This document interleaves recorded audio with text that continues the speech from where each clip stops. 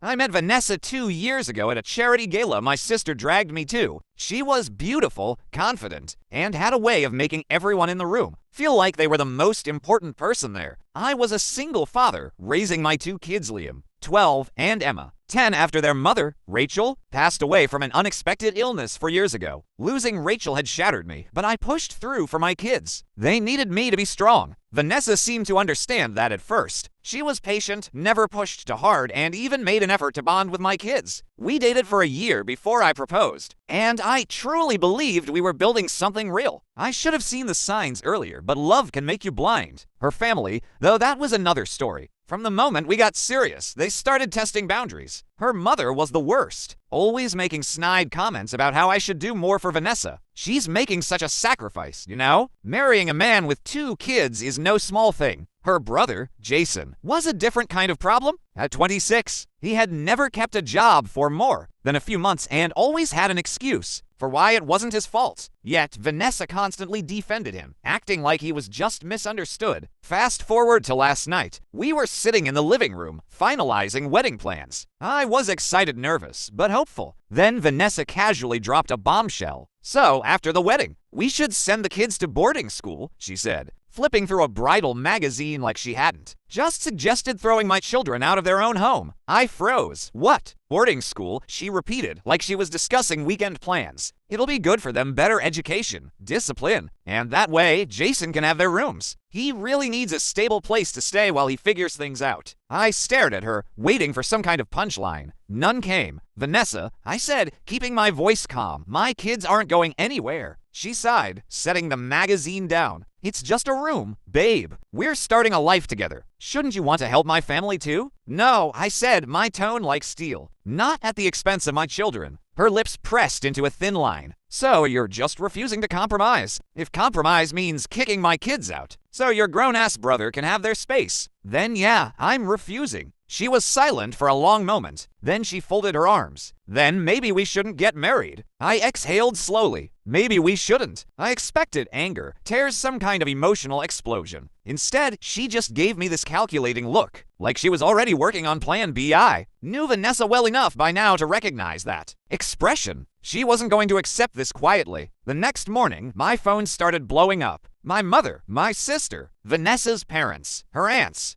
her cousins. Every call and text was the same. Vanessa had told them I called off the wedding because I refused to help her poor, struggling brother. My sister, Olivia, called 3 times before I finally answered. Are you serious? She demanded the second I picked up. You broke off the engagement over Jason. No, I said evenly. I broke it off because she wanted to ship my kids off so he could move in. A beat of silence, then a low whistle, and she left that part out. Ha, of course she did. Want me to set the record straight? No need, I said, already blocking another incoming call. I don't care what they think. And I didn't. I had spent too much time trying to make this relationship work, ignoring the little things that should have been red flags. But my kids, they would always come first. At breakfast, Emma glanced at my phone. Why's your phone going crazy? Just some people who don't matter, I said, ruffling her hair. You guys hungry? Liam grinned. Pancakes. Pancakes it is. And just like that, the storm passed. Because no matter what Vanessa or her family thought, my family was right here with me.